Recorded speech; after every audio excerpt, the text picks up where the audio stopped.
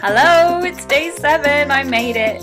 My Paul McKenna, You Can Change Your Life in 7 Days. This is day 7 and it's called Happily Ever After. I love it. Why not? Let's have a little bit of happily ever after.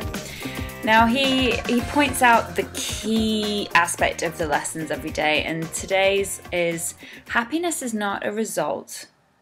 It's a state of mind and body. Happiness is not a result. The happiness as a result thing comes when you find yourself saying things like, oh, I'll just be happy when it's all over. Or I'll be happy when I have this much money in the bank. Or I'll be happy when I weigh this much. Or I'll be happy when I have this type of boyfriend, girlfriend, whatever it might be. I'll be happy when. And yet we have this amazing ability, it's all up here, to feel happy whenever we want to. Now, I do this with my clients all the time. I don't do it with myself enough, but this book has just inspired me to keep going. We have so much capacity to feel good, and we can exercise it. It's like a muscle. The more you use it, the stronger it's going to get. And feeling good for no reason is just the best thing ever. It really is. What he does talk about are the 8 triggers of success. We do like lists, don't we? 8 triggers of success, because a lot of people have studied happiness and being happy and what is it? What does it mean?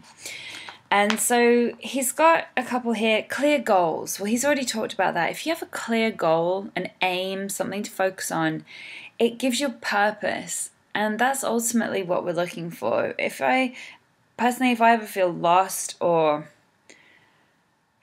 what would it be? It's kind of a lost feeling, a sense of no direction. It literally that. I don't know where I'm headed, and it makes me feel purposeless. It makes me feel like I have no reason to be here, nothing to live for, nothing to wake up for. So having clear goals, and like I said, he does that in day 4, I think it is.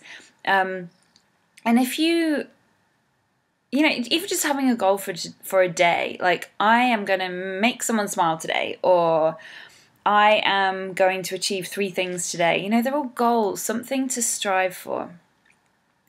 There's another one here that I really wanted to talk to you. There's lots of them. One of them, it is loss of self-consciousness. So he's talking in this chapter a lot about being in the flow or being in the zone. When athletes are like, they're just in it, or musicians as well, when they're just completely immersed in what they're doing, being in the flow. And this is basically when we get out of our own way. It's when we get out of our own way and we're just doing what comes naturally to us, what lights us up, what fills us up. And time doesn't even seem to matter. We don't care what anyone thinks. This is a huge thing. And that loss of self-consciousness is huge. I actually didn't realize how big it was for me until I started doing more work on myself. And this idea that this is how it used to be for me. I used to be in rooms or places, and I would imagine that there was a camera on me and that they were looking at me. They were watching me. So I could never do anything wrong. And I remember when I let that go, oh, boy, did things change.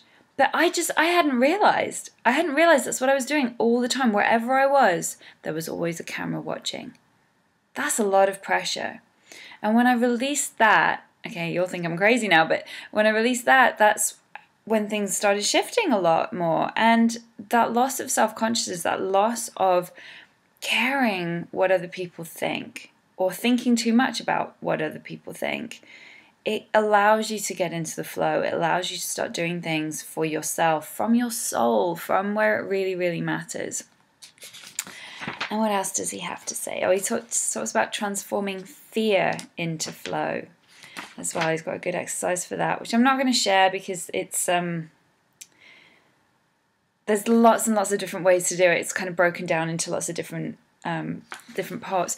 But the idea is that he's just summing up a lot of what it is we're going for. When we want to change our life, when we want things to change, it's usually because we feel bad about a certain situation and we want to feel better.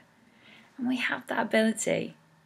We have that ability at our disposal every moment of the day. Now, I'm going to be really honest here. I got to day 7. Well, I got to day 6, and I almost didn't want to. Like I did. I was fired up, and then I was just feeling like, well, I could just skip a day or something. No, I kept going, but I had this thing that wanted to stop me from doing it because I was just learning so much. It almost felt overwhelming, but it was feeling good. But it's these things that stop us somehow. We get sabotaged. There are reasons why we don't feel like we're good enough to have what we really want. And so this is why I love this book, and I love all the other things that I've learned how to do in terms of releasing old beliefs, letting go of what we perceive the meanings of things to be, releasing old emotions, things that we're hanging on to from our past, and using what we've got going on up here to live the life we want right now. It's not in the future, it's right now. If we can see it and feel it and keep focusing on that every day, we will have happily ever after. And it starts right now. And that's the key thing. Now, I'm going to make a few more videos about this because there is so much information, there is so much going on, but there's just hope. There's hope. It's my passion. This really is my passion, just learning more and wanting to share it as well, and watching my ahas and my, oh, wow, I hadn't thought about it that way, and the things that trip me up as well, and so that I can use that with the people that I work with as well. And so I just thoroughly recommend this book, along with many, many others, but this has been good. So it's Paul McKenna, Change Your Life in 7 Days. I don't recommend you do it just in 7 days. I recommend you spend a lot of time working with the exercises. He gives us a follow-up as well, which I've already read, but I'm going to do that as a another video as to how you can continue your growth, continue hanging on to these changes, because anyone can go, yeah, I can do this for 7 days. Will you apply it, and will you continue to apply it? Will you continue, I'm talking about me, will you continue to apply and keep it up and keep up the motivation and momentum? And the truth is, we don't. We go through phases. We enjoy one thing and then the next thing comes along. But can I apply myself? Can you apply yourself for long enough to make that switch, to make that change, and to make that muscle, that happiness muscle, even stronger? So I'm going to leave you with happily ever after, and just here's to our happiness. Not just mine, not just yours, but to everyone. I often wonder what it would be like if everyone in the world got to release their past, let go of old emotions and old limiting beliefs, and if all of us, every single one of us, was living to our highest potential from our hearts, using what we have to its fullest ability. Like, what an amazing experience that would be. That's, I guess, a goal in itself. So I'll leave you with that, something to ponder on, and I hope you've enjoyed this, but I'll be back for a review and something that you can do. I'm going to share the exercise that he's done to keep it going every day, and a way to keep that up. I love you all.